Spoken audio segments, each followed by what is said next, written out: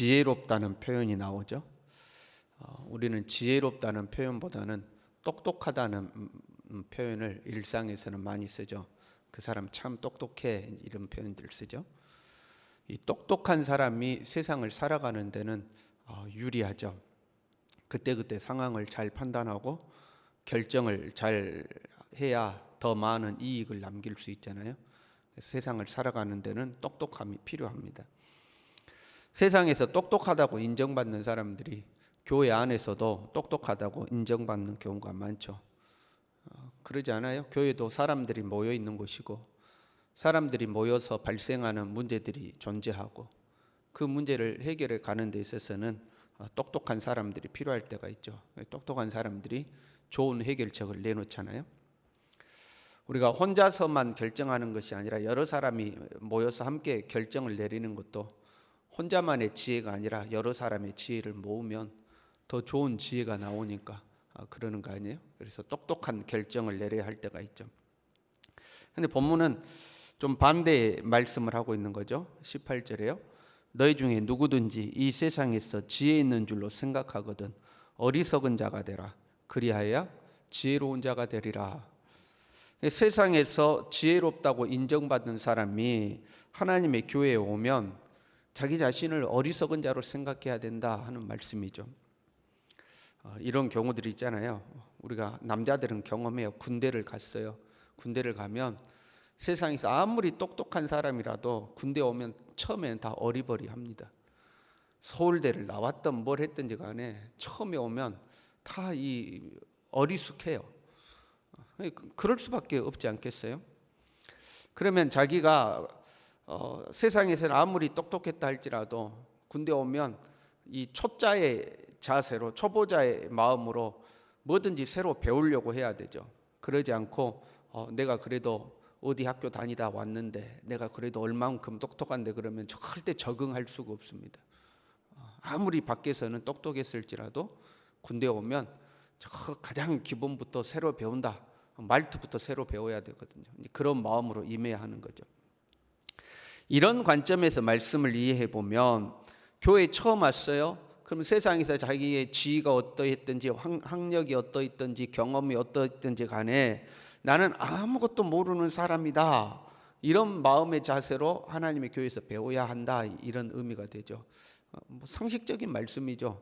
교회뿐만 아니라 우리가 어떤 공동체에 소속이 되더라도 새로운 공동체에 소속이 되면 처음부터 배운다 하는 마음으로 임해야 되지 않겠어요?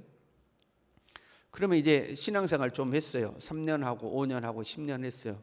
이제 적응됐어요. 그럼 어떡하죠?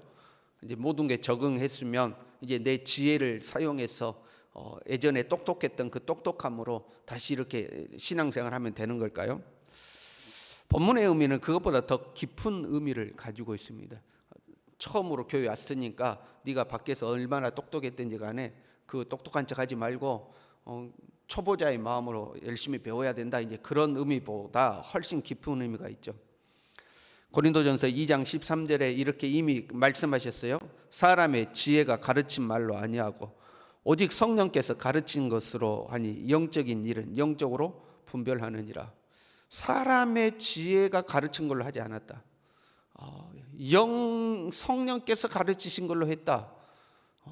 영적인 것은 영으로만 분별할 수 있기 때문이다. 이렇게 했어요. 그리고 계속해서 육에 속한 사람은 하나님의 성령의 일들을 받지 아니하나니 이는 그것들이 그에게는 어리석게 보이며 또 그는 그것들을 알 수도 없다.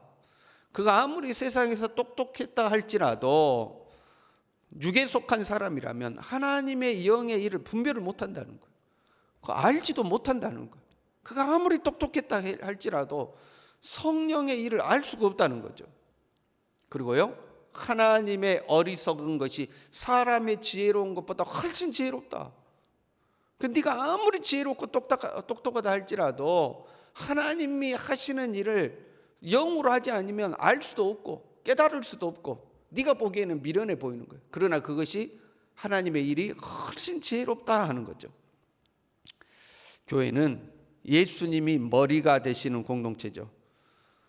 사람의 지혜로 운영되는 곳이 아니라 예수님의 뜻에 순종하여 움직이는 곳이 교회다 하는 거죠.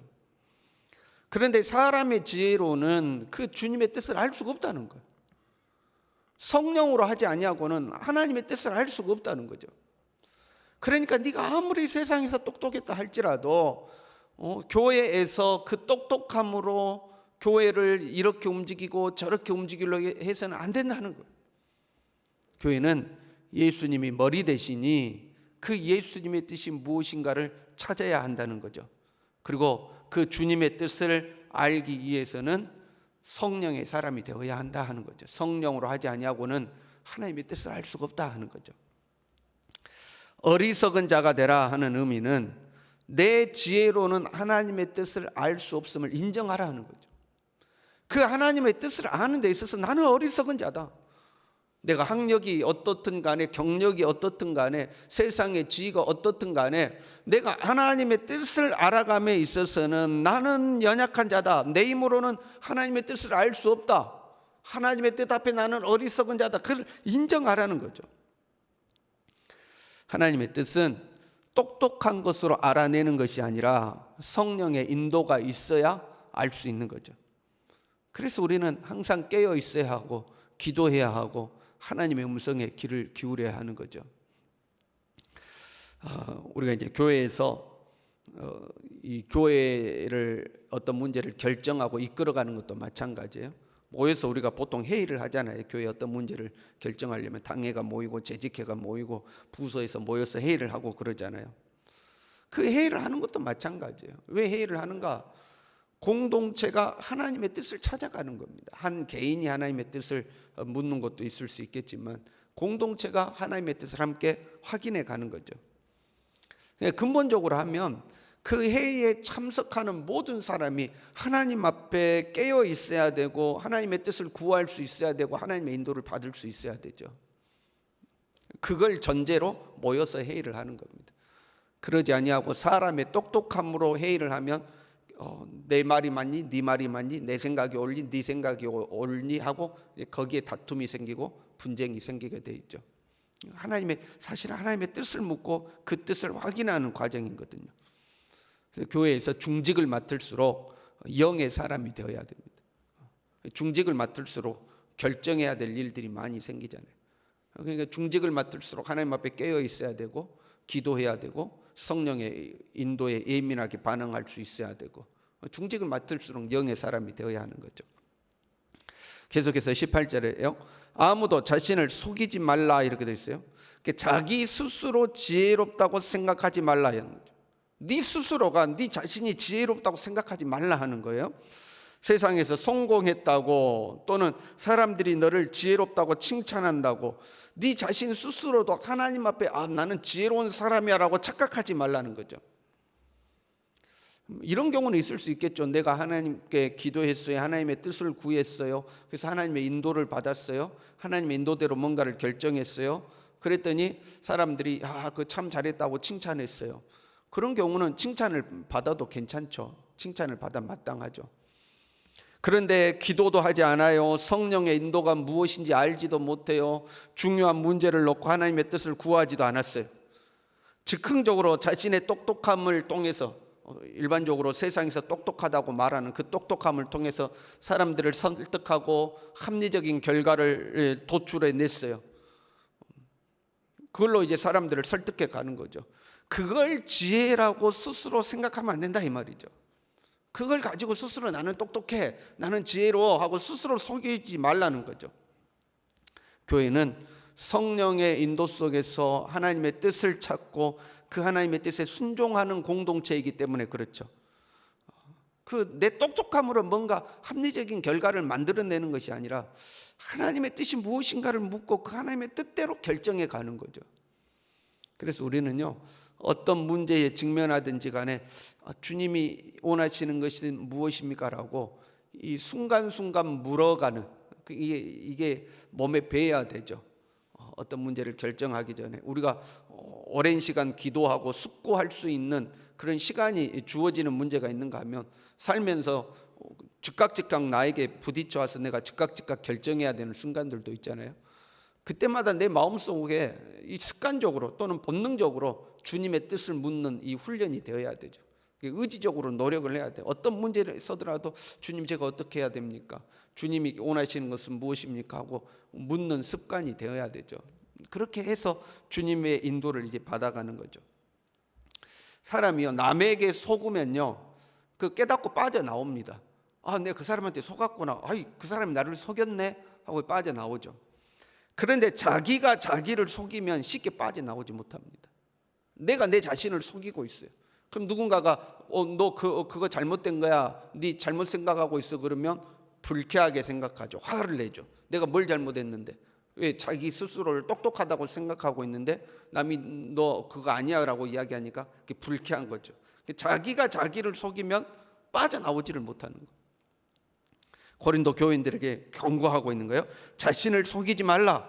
네 자신을 똑바로 알라는 거예요. 우리가 누구인가? 이제 고린도 교인들 우리가 누구인가? 1장에 이런 말씀들이 있었잖아요. 우리는 미련하고 약하고 천하고 없는 사람들이죠. 지혜 있는 자가 많지 않고 학벌 좋은 자가 많지 않고 문벌 좋은 자가 많지 않죠. 그런데 하나님이 선택하여 불러주신 거죠. 하나님이 일꾼 삼으시고 들어 사용하여 주신 거죠. 그랬더니 이제 내가 좀 지혜로운 것처럼 내가 뭔가 능한 사람인 것처럼 서로 높음을 자랑하고 서로 공로를 자랑하면서 지금 갈등하고 있는 거 아니에요. 네 정신 차려라 그 말이에요. 네 원래 어떤 사람이었냐. 정신 차려라. 네 스스로 지혜 있다고 생각하지 말아라. 네 스스로 능력 있다고 생각하지 말아라. 정신 차려 하고 이야기하고 있는 거죠. 우리가 신앙생활하면서 겸손함을 유지해야 돼요.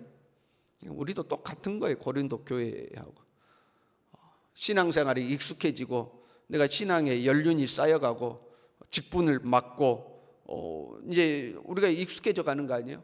그러면 거기에서 내 경험이 나오고 내 지혜가 이제 나오는 거죠.